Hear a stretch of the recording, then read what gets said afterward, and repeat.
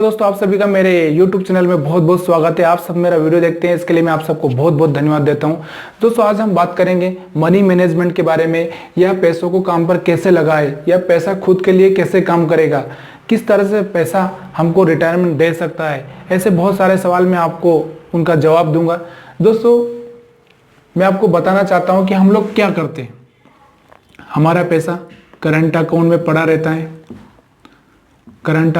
रहता है, या सैलरी अकाउंट में, मतलब सेविंग अकाउंट में, या फिक्स डिपॉजिट में हम लोग कर देते हैं। उसके बाद में हम लोग गोल्ड खरीदते हैं।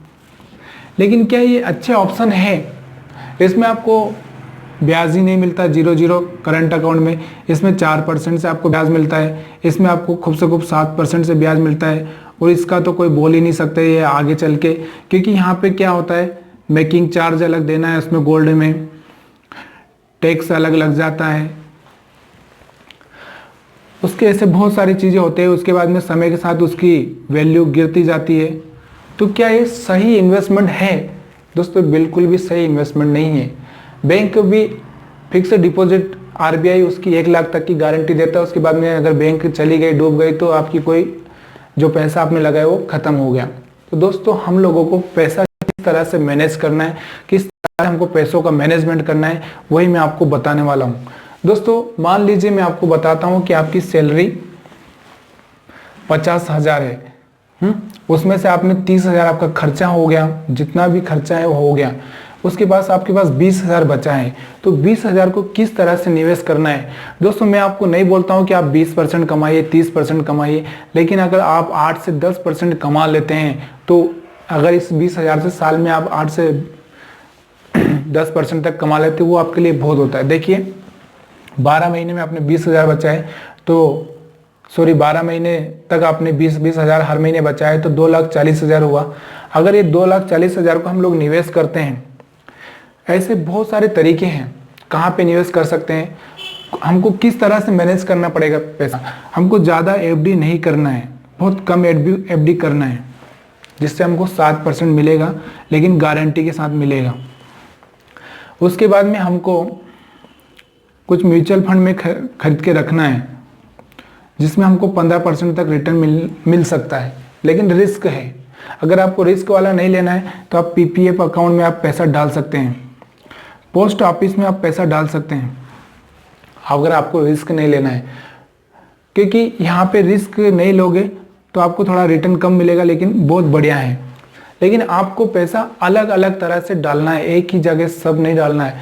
फिक्स डिपॉजिट अगर आपने कर दिया पूरा पैसा का, तो आने वाले टाइम में अगर बैंक डूब गया, बैंक भाग गया, बैंक का फेलियर हो गया, तो RBI सिर्फ 1 लाख की गारंटी देता है, आगे गारंटी नहीं देता है।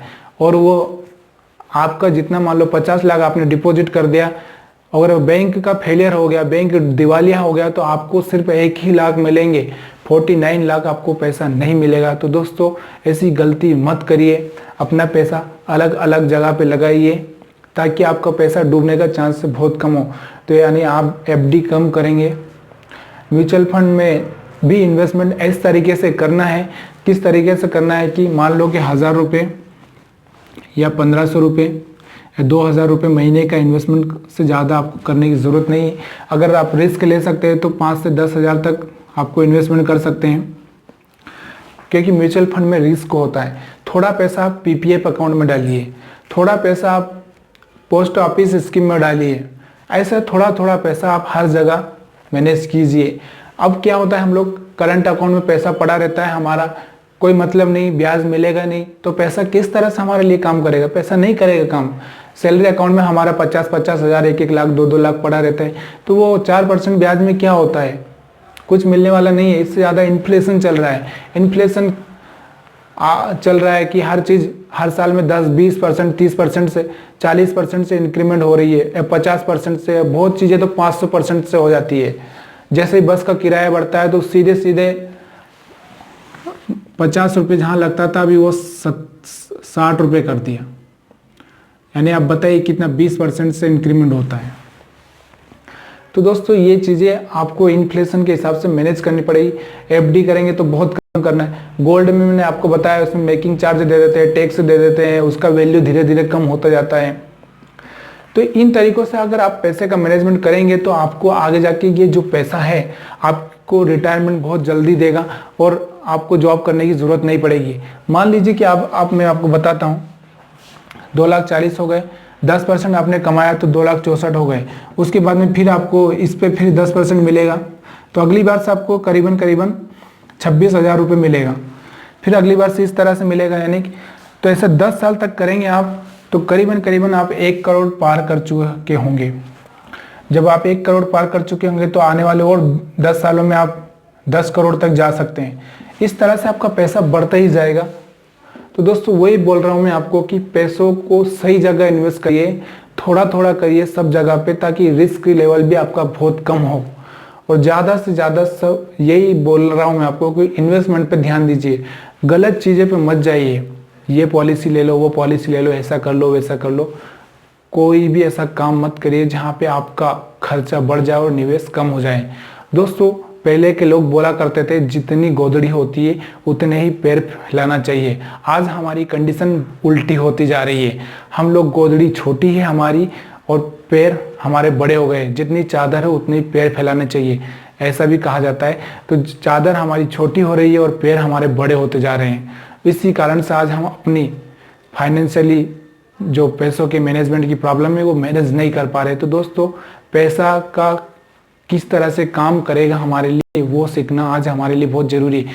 ये पैसा किस तरह से काम करेगा, किस तरह से निवेश करना है, किसी भी स्कूल कॉलेज में नहीं सिखाया जाता। आप कितना भी पढ़ लीजिए, कहीं पे आपको ये नहीं सिखाया जाएगा कि आपको पैसा कैसे कमाना है और पैसा कैसे निवेश करना है। तो दोस्तों मैं आपको यही बता रहा हूँ कि आज आप गार्ड बांध लीजिए और आज के बाद अपना पैसे का इस तरह से मैनेजमेंट करिए कि उसको आपको रिटर्न मिल जाए।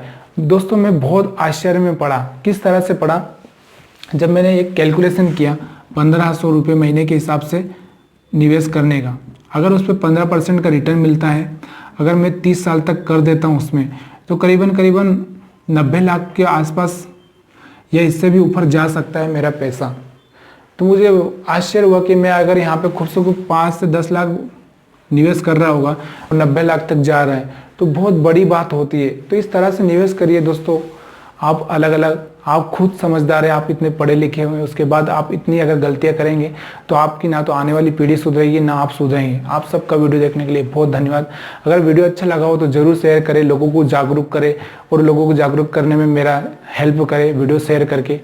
और मेरे आइकन बेल पर ज़रूर क्लिक करें ताकि आपको हर वीडियो मेरा मिल जाए।